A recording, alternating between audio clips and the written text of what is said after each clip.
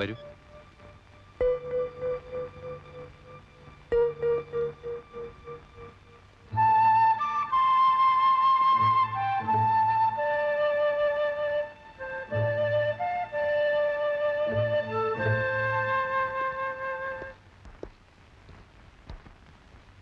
ജനു ഇടയ്ക്കിടയ്ക്ക് ഇവിടെ വരിയാൻ പോകുമെന്നും വേണ്ട. താൻ പറയാൻ പോകുന്നത് എന്താണെന്ന് എനിക്കറിയാം. മനസ്സ് നിറയെ കുറ്റബോധമുണ്ട്, കിടന്നിട്ട് ഉറക്കം വരുന്നില്ല, ഇതൊക്കെയല്ലേ? എന്റെ ലൈൻ ഞാൻ നേരത്തെ വ്യക്തമായി കഴിഞ്ഞു. എനിക്ക് ഒരു വിഷമവും ഇല്ല, പിന്നെ ഒരു ദുഃഖമുണ്ട്. വധശിക്ഷ ഒത്തു കിട്ടിയില്ല, അത് ജീവപര്യന്തമായി കുറഞ്ഞുപോയി. സാരമില്ല, ചിത്രഗുപ്തന്റെ കണക്ക് പുസ്തകത്തിൽ എന്റെ പേര് വളരെ താഴെയായിരിക്കാം. ഒക്കെ ഒരു തമാശയായിട്ട് എടുത്താൽ മതി. തമാശ ഏറ്റെടുക്കാൻ എനിക്ക് കഴിയണ്ടേ? നിയമത്തിന്റെ നാട്ടുകാരുടെ മുമ്പിൽ ഞാൻ രക്ഷപ്പെട്ടിരിക്കാം, പക്ഷെ എന്റെ മനസാക്ഷിയുടെ മുമ്പിൽ നിന്ന് എനിക്ക് എങ്ങനെ രക്ഷപ്പെടാൻ കഴിയും? മനസാക്ഷി, അതിനൊക്കെ എന്താ ഇവിടെ ഒരു വിലയുള്ളൂ? ഞാൻ എല്ലാം തുറന്നു പറയാൻ പോവാ. വരുന്ന എന്തും വരട്ടെ, അനുഭവിക്കാൻ ഞാൻ ഒരുക്കുക.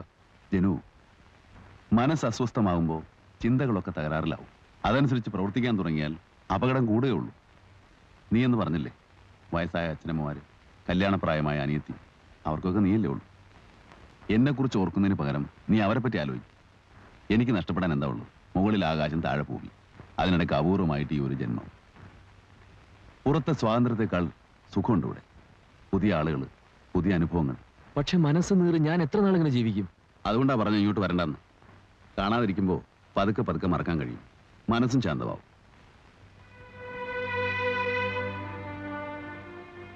ജനനത്തിലൂടെ മാത്രമല്ല സഹോദര ബന്ധമുണ്ടാവുന്നു. നമ്മൾ തമ്മിൽ പരിചയപ്പെട്ട നിമിഷമുണ്ടല്ലോ, മരണത്തിന് തൊട്ടു മുമ്പുള്ള ഒരു അപൂർവ സംഗമം. സത്യം പറഞ്ഞാൽ അപ്പൊ മുതൽ നീ എന്റെ അനിയനായി. ധൈര്യമായിട്ട് പോ.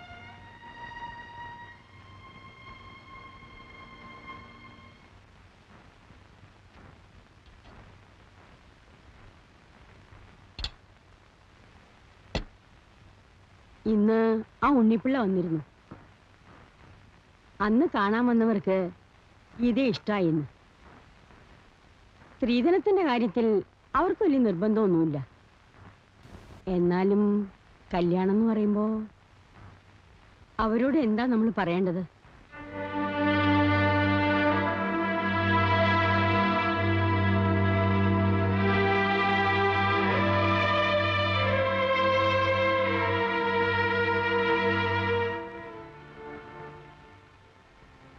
ആരോട് ദേഷ്യപ്പെട്ടിട്ടാ ചേട്ടൻ ഊണ് കഴിക്കാതിരിക്കുന്നത്? ആരോടുമില്ല, ദേഷ്യം എന്നോട് തന്നെയാ. ഞാനൊന്നിനും വളരാത്തവനായി പോയില്ലേ? അമ്മ പറഞ്ഞൊന്നും കാര്യാക്കണ്ട. അല്ലെങ്കിൽ തന്നെ ആർക്കാ ഇവിടെ കല്യാണത്തിന് തിരക്ക്?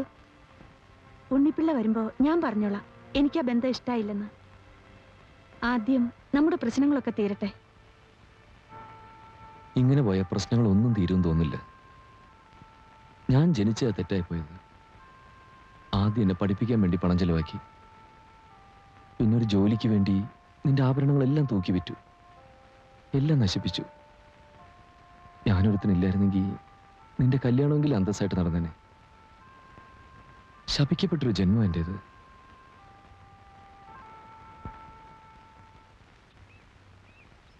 This is a very complicated case. ഈ പ്രതിക്ക് വട്ടുണ്ടോ? അല്ല, ഞാൻ ചോദിച്ചത്, സാമാന്യ ബുദ്ധിയുള്ള ആരും ഇങ്ങനെ പെരുമാറുമെന്ന് തോന്നുന്നില്ല. കൊല്ലുന്നതിൽ യാതൊരു കുഴപ്പമില്ല. എന്തിനാ അയാൾ കുറ്റം ഏൽക്കാൻ പോയത്? പോക്കറ്റ് നിറച്ച് കാശും എന്നെ പോലെ ബുദ്ധിയുള്ള ഒരു വക്കീലും ഉണ്ടെങ്കിൽ ഏത് കൊലക്കേസ് നമുക്ക് ഊരാം. You are very late. എന്നെ നേരത്തെ വന്ന് കാണായിരുന്നില്ലേ? ഒരു വക്കീലിനെ വെക്കാൻ അദ്ദേഹം സമ്മതിച്ചില്ല. രോഗിയോട് ചോദിച്ചിട്ടല്ല രോഗത്തിന് ചികിത്സിക്കേണ്ടത്. വളണ്ടറി കൺഫെഷനും കഴിഞ്ഞു, വിധിയും വന്നു കഴിഞ്ഞു. ഇനി കേസ് റീഓപ്പൺ ചെയ്യാൻ വളരെ ബുദ്ധിമുട്ടാണ്. അയ്യോ, അങ്ങനെ പറയരുത് സാർ.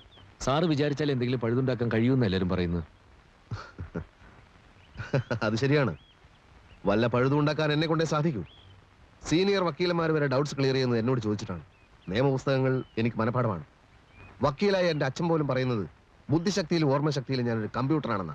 പലരും പറഞ്ഞു കേട്ടിട്ടുണ്ട്. പോട്ടെ, പ്രതി സഹകരിക്കുമോ? തീർച്ചയായും സഹകരിക്കും. താൻ എൻ്റെ ഓഫീസിൽ ചെന്നിരിക്കും. ബാക്കി അവിടെ വെച്ച് സംസാരിക്കാം.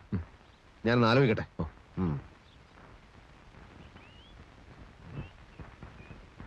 കുഞ്ഞിക്കണ്ണ, കുഞ്ഞിക്കണ്ണ, എടോ കുഞ്ഞിക്കണ്ണ. പതുക്കെ വിളിച്ചാൽ എനിക്ക് കേൾക്കാൻ കഴിയും. വെള്ളയപ്പം, മുട്ട റോസ്റ്റ്, പഴം പുഴുങ്ങിയ ഇതൊക്കെ വേണമെന്നല്ലേ പറഞ്ഞേ? കുറച്ച് സമയം പിടിക്കും. അതിന്റെ ഇടയിൽ വേറെ പണി പറഞ്ഞാൽ ഇതും നടക്കൂല അതും നടക്കൂല. മെഷീൻ അല്ലേ ഞാൻ. കുളിക്കാൻ വെള്ളം ചൂടാക്കിയോ?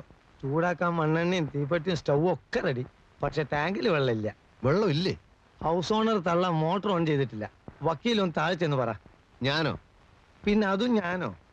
ആ തള്ളയായിട്ട് ഗുസ്തി പിടിക്കാനല്ല വലിയ വക്കീൽ എന്നെ അങ്ങോട്ട് പറഞ്ഞയച്ചത്. മോട്ടർ ഓൺ ചെയ്യാൻ പറഞ്ഞ തള്ള എന്നെ തിന്നാൻ പോരാ. നിനക്ക് നല്ല തണ്ടും തടിയില്ലേ, താഴെന്ന് വെള്ളം എടുത്തോണ്ടേ ചൂടാക്കിയാ പോരെ, എന്തിനാ കറണ്ട് കളിയുന്നതെന്നൊക്കെ. ഇന്നാളൊരു മീനിന്റെ മുള്ള് പൂച്ച കടിച്ചോണ്ടേ അവരുടെ വെറ്റിലച്ചലത്തിലിട്ടു. അത് ഞാൻ ചെയ്താണെന്നും പറഞ്ഞ് പൂരത്തെറി. ഞാൻ സത്യം തുറന്നു പറഞ്ഞേക്കാം. ഇങ്ങനെ പോവാണെങ്കിൽ എനിക്ക് വക്കീലിന്റെ സഹായം വേണ്ടി വരും. മനസ്സിലായില്ല. ഞാൻ ആ തള്ളെ കൊല്ലു. ബാക്കിയൊക്കെ വക്കീലിന്റെ അടുത്താ. പറഞ്ഞത് മനസ്സിലായല്ലോ. റോട്ടിൽ കൂടെ പോകുമ്പോ വളരെ സൂക്ഷിച്ചു പോണം കേട്ടോ. ആ. ടാറ്റ ടാറ്റ, മുത്തശ്ശി. ടാറ്റ, ടാറ്റ.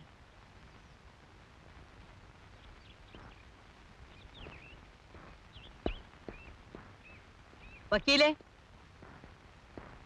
ഒരു കാര്യം ഞാൻ പറഞ്ഞേക്കാം.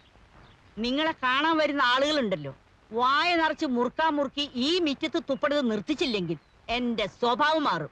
ആ. എന്റെ സ്വഭാവം മാറി കഴിഞ്ഞു. ഏ? വൈകുന്നേരം ഞാൻ വരുമ്പോഴേക്ക് ടാങ്കിൽ വെള്ളം നിറച്ചില്ലെങ്കിൽ എന്റെ സ്വഭാവം ഞാൻ കാണിക്കും. ചീത്തയായാൽ ഞാൻ മഹാചീത്തയാ. ഈ തള്ളയുടെ ധിക്കാരം അവസാനിപ്പിക്കാതെ നമുക്ക് ഇവിടെ സ്വൈരായി ജീവിക്കാൻ പറ്റില്ല. ഞാൻ മേലാണെങ്കിൽ അത് തിന്നത്രേ. അതിന് ഈ തള്ളക്ക് എന്താ ചെയ്തോ? ആരുടെ നിന്റെ തള്ള? ഞാൻ വക്കീലായിട്ടാ സംസാരിക്കുന്നത്. വേലക്കാരന്റെ സ്ഥാനത്ത് നിന്നാ മതി. അതിനാരാ ഇവിടെ വേലക്കാരൻ? ഞാൻ വക്കീലിന്റെ ബന്ധുവാ. അതേന്ന്, ഞങ്ങൾ ബന്ധുക്കളായിട്ട് വരും. അതൊക്കെ പോട്ടെ. വൈകുന്നേരം ഞാൻ വരുമ്പോ മുകളിൽ ടാങ്കിൽ വെള്ളമില്ലെന്ന് പറഞ്ഞാൽ ഇവിടെ എന്തൊക്കെയാ സംഭവിക്കാന്ന് എനിക്ക് ഇപ്പൊ പറയാൻ പറ്റില്ല. എടോ കുഞ്ഞുകണ്ണ, ഓ, ഇങ്ങ് വന്നേ. ഏത് വകയിലാ നീ എന്റെ ബന്ധുവാകുന്നത്? വേറെ ഒന്ന് രണ്ടാളോട് നീ ഇത് പറഞ്ഞതായിട്ട് ഞാൻ കേട്ടു, അതുകൊണ്ടാ ചോദിക്കുന്നത്. അതിപ്പം വക്കീലിന്റെ ഇളച്ചന്റെ. നിർത്ത്. എനിക്ക് ഓർമ്മയുള്ള കാലം തൊട്ട് നിന്റെ അമ്മയ്ക്ക് എന്റെ വീട്ടിൽ ചട്ടിയും കലവും കഴുകലായിരുന്നു പണി. അങ്ങനെയുള്ള തുക്കട ഫാമിലി അല്ലടാ Nenmara family. Don't repeat it bloody fool. അങ്ങോട്ട് പറയേ.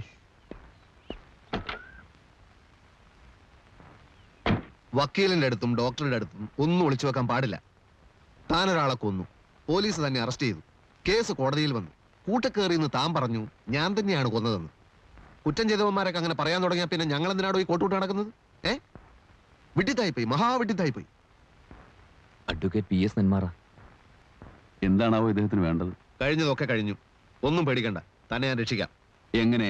പട്ടാപ്പകല് നടു റോട്ടിൽ വെച്ച് 100 കണക്കിന് സാക്ഷികളുടെ മുമ്പിൽ വെച്ച കുനിശ്ശേരി കുഞ്ഞു മുഹമ്മദിനെ അയാളുടെ അളിയൻ ഇസ്മായിൽ കുത്തിക്കൊന്നത്.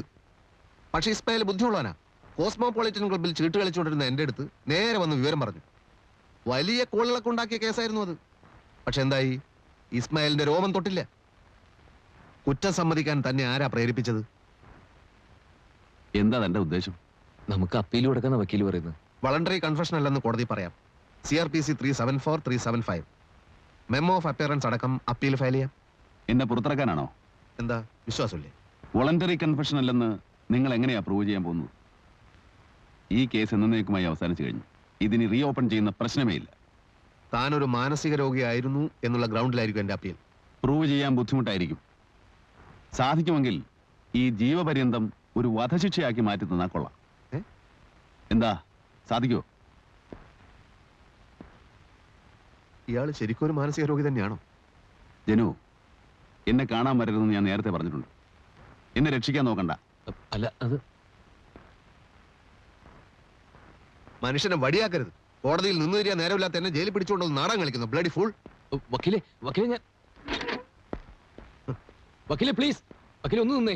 തന്റെ പടിമകളോ? ഞാൻ പറയുന്നത് കേൾക്കൂ. ഒന്നും എനിക്ക് കേൾക്കണ്ട. പ്ലീസ്, ഞാൻ പറയുന്നത് കേട്ടിട്ട് സംസാരിച്ചാൽ മതി. താൻ പോടോ. വക്കീലെ പ്ലീസ്, കേട്ടിട്ട് പോ.